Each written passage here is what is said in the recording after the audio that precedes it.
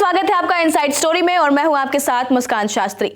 बिहार में विपक्ष ने इतनी बड़ी यात्रा की, लेकिन उसके बाद भी, इस यात्रा के बाद भी कुछ ऐसे सवाल हैं जो उमड़ रहे हैं।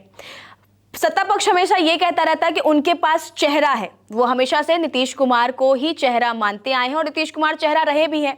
और आने वाले इलेक्शंस के बाद भी जो परिणाम होंगे वो सत्ता पक्ष का कहना यह भी है कि नीतीश कुमार ही होंगे चेहरा। लेकिन सवाल दूसरी तरफ ये है कि क्या विपक्ष के पास ये चेहरा है? क्या विपक्ष के पास इतनी बड़ी यात्रा करने के बाद चेहरे का जो सवाल है कि आखिर कौन होगा चेहरा, उस चेहरे का जवाब फाइनल हो चुका है? आज चर्चा इसी पर होगी। हमारे साथ मौजूद है हमारे सहयोगी डॉक्टर संजीव त्रिवेदी। बहुत स्वागत है आपका। पहले हम चाहेंगे कि जरा ये क्लिप आपको दिखा देते हैं। तेजस्वी आगे आगे है ना, और ये सरकार पीछे पीछे है ना, तो बताओ ओरिजिनल सीएम चाहिए कि डुप्लीकेट सीएम चाहिए? सुनाई नहीं दे रहा। ओरिजिनल, फिर से बोलो, फिर से बोलो, फिर से बोलो। तब ज्यादा कुछ नहीं कहेंगे, एक बार जोर से नारा लगाना है। हम बोलेंगे वोट चोर। तेजस्वी यादव ने साफ खुद को ही सीएम डिक्लेयर कर दिया है, ऐसा क्यों? अब देखिए, इतना लंबा एक सिलसिला दोनों के साथ रहने का, तेजस्वी यादव और राहुल गांधी के, बिल्कुल। और बीच में आपको याद होगा 24 अगस्त की तारीख थी जब तेजस्वी यादव ने प्रधानमंत्री राहुल गांधी को डिक्लेयर कर दिया था। उसके बाद फिर एक और मौका आया जब एक पत्रकार ने राहुल गांधी से सवाल किया कि आपको एक चेहरे के तौर पर, प्रधानमंत्री के कैंडिडेट के तौर पर यहाँ विपक्ष में देखा जाता है, आप मानते हैं क्या कि तेजस्वी चेहरे हो सकते हैं मुख्यमंत्री पद के? उस पर भी राहुल गांधी गोल कर गए बात। तो आखिरकार जब आखिरी दिन आया, और यह आखिरी दिन जब शनिवार को आया, तो ऐसा लगा जैसे कि एक धैर्य जो होता है उसकी अपनी एक सीमा होती है, बिल्कुल। और वो सीमा पार कर गए तेजस्वी। उन्हें लगा कि ये सारा मौका बीत जा रहा है और ये तो बोल ही नहीं रहे हैं, हमारी बात ही नहीं हो रही है। बिल्कुल। तो उन्होंने अपनी तरफ से ही ये बात कही। ये बात हकीकत है कि हाल के दिनों में जितने भी फैसले सरकार की तरफ से आए हैं, नीतीश सरकार की तरफ से, उसमें ज़्यादातर घोषणाएं अब से पहले उनके बारे में तेजस्वी यादव ने कर दी थी। वो बार बार लगातार ये कहते आ रहे हैं कि अगले प्रधानमंत्री अब राहुल गांधी ही होंगे, राहुल गांधी होंगे। लेकिन राहुल गांधी के मुंह से एक बार भी सुनने को ये नहीं मिला कि अगले सीएम जो हैं वो तेजस्वी यादव होंगे। वही, और वो तेजस्वी यादव को लगा कि इस मौके पर इस बात को अगर कोई नहीं कह रहा है तो मैं खुद क्यों ना कहूँ। देखिए, ये बात तो सही है कि जो भी फैसले लेते हैं नीतीश कुमार आज की तारीख में, ऐसा लगता है जैसे कि तेजस्वी ने जो घोषणाएं की हैं उसी को वो घोषित कर दे रहे हैं। बिल्कुल। और जैसे वो बिजली माफ़ी की बात हो, माँ बहनों को के लिए पैसे बढ़ाने की बात हो, और इस तरह के कई फैसलों में देखा गया कि पहले वो घोषित कर देते हैं, फिर ये, तो ऐसे में उनके पास एक अवसर था कहने का कि वो डुप्लीकेट है और मैं ओरिजिनल हूँ। और फिर उन्होंने इसी को एक ऐसे प्रयास के तौर पर सामने रख दिया जिसमें कि वो कहते नज़र आए कि मैं ही कैंडिडेट हूँ, जैसा कि आपने सुनाया भी। और ये कहना ऐसे मौके पर बहुत ज़रूरी था जब मंच पर राहुल गांधी मौजूद थे। राहुल गांधी भी जान रहे हैं कि तेजस्वी यादव ने क्या किया है। बड़ा अच्छा होता आज अखिलेश एक ऐसे नेता के तौर पर स्थापित है देश में जिनकी आधार पर विपक्ष अपने आप को मजबूत महसूस करता है। तो शनिवार का वो आरा का मंच, और वहाँ पर राहुल गांधी, तेजस्वी यादव और अखिलेश यादव, और जिस तरह से हाथ उठाया गया था, अगर तेजस्वी यादव का हाथ उठा दिया गया होता, दोनों तरफ दोनों नेता खड़े होकर के, और संकेतों में बहुत सी बातें कह दी जाती, क्योंकि उनके समर्थक वर्ग में कहीं ना कहीं एक असहज स्थिति है। सब जानते हैं तेजस्वी यादव से बड़ा कोई नेता नहीं है। तेजस्वी यादव सबसे बड़े दल के नेता हैं और उनका दल सबसे ज़्यादा सीटों पर लड़ेगा और सबसे ज़्यादा सीटें उन्हीं का दल जीत करके आएगा। तो फिर ये हिच कैसी है, क्यों नहीं करते हैं घोषणा? क्योंकि अगर ये घोषणा राहुल गांधी करते तो मैसेज बहुत दूर तक जाता और ये मैसेज शायद क्लियर हो जाता, वो तस्वीर क्लियर हो जाती इस बार हाँ, की। और एक तरफ नीतीश तो दूसरी तरफ तेजस्वी यादव। और फिर तेजस्वी यादव को या उनके समर्थकों को ये बोलने में बहुत आसान होता कि आपको एक पुरानी गाड़ी की सवारी करनी है या फिर आपको एक नई गाड़ी की सवारी करनी है। वो बोलते रहते हैं ना कि गाड़ी तो पुरानी, उसे रिजेक्ट कर दिया जाता है, 20 साल पुरानी तो 15 साल की ही लाइफ होती है गाड़ी की, और आपको अब नई गाड़ी चाहिए, एक नई सोच चाहिए, और वो नई सोच वो खुद हैं लेकर के अपने आप को प्रेजेंट करते हैं, लेकिन ऐसा हो नहीं पाया। और जाहिर है कि ये आप जानना चाहेंगे कि आखिरकार कांग्रेस क्यों नहीं ऐसा कर रही है। मेरा अगला सवाल ये हो कि आखिर वो क्या हिचक है, राहुल गांधी ऐसा क्यों नहीं कह रहे हैं कि तेजस्वी चले डिक्लेयर नहीं कर सकते, लेकिन कहीं भी बोलचाल की भी भाषा में या इतनी बड़ी यात्रा करने के बावजूद एक तरफ तेजस्वी यादव बहुत क्लियर तरीके से बार बार ये बातें दोहरा रहे हैं कि अगले पीएम तो राहुल गांधी ही होंगे, लेकिन तेजस्वी की बात जब आती है तो राहुल गांधी चुप्पी साध लेते हैं, वो गोल मटोल बातें करके बातें घुमा देते हैं। वो असहजता क्यों है उनका नाम लेने में? हाँ, वो बात ऐसी है कि कांग्रेस की जो रणनीति है वो उससे जाकर के जुड़ गई है।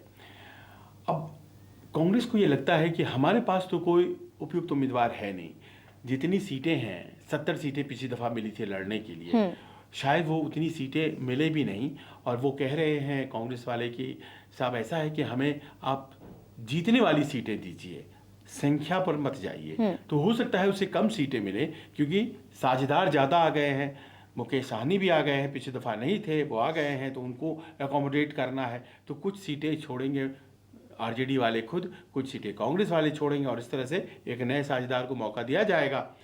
पर प्रश्न ये है कि अगर सबसे बड़े पार्टी के रूप में तेजस्वी की पार्टी लड़ेगी, सबसे बड़े चेहरे के तौर पर बिहार की राजनीति में तेजस्वी यादव हैं विपक्ष में, तो उनका नाम क्यों नहीं लिया जा रहा?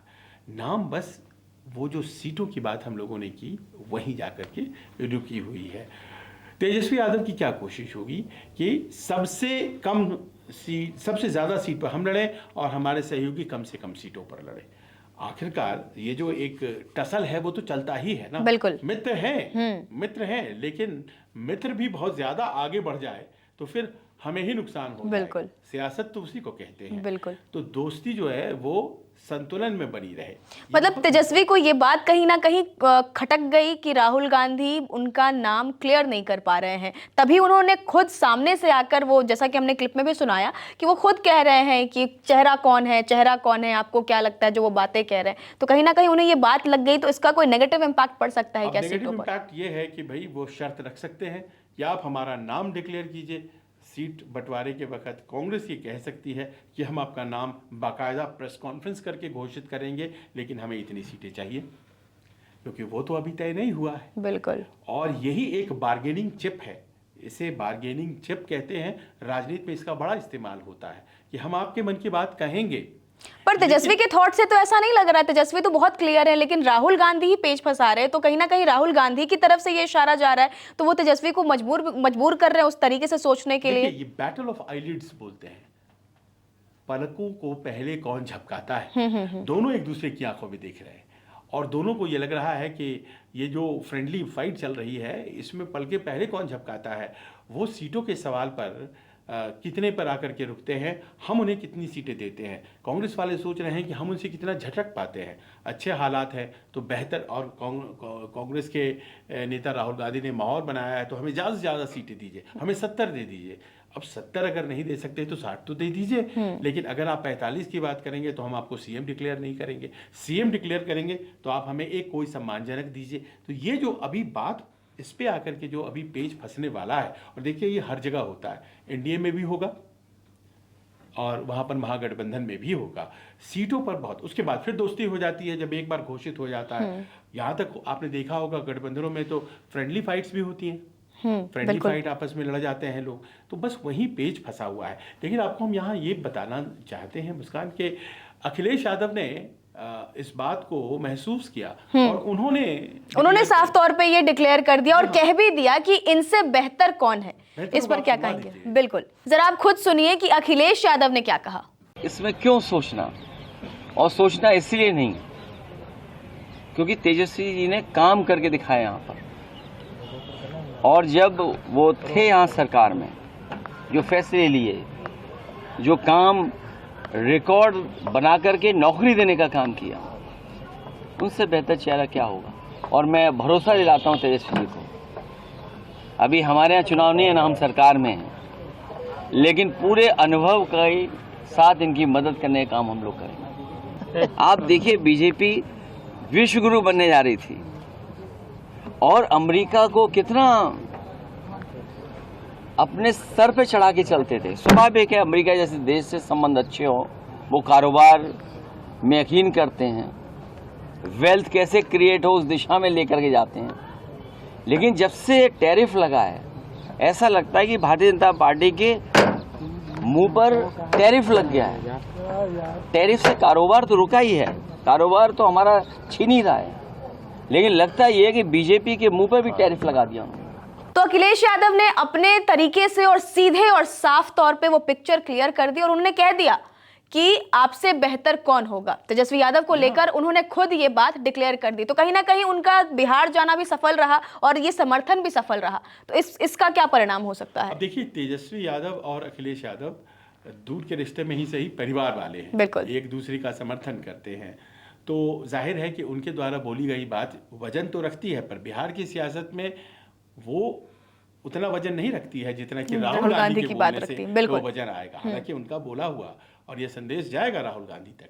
पर आप इस बात को मानकर चलिए मुस्कान, की देर सवेर बाकायदा एक प्रेस कॉन्फ्रेंस करके डिक्लेयर किया जाएगा।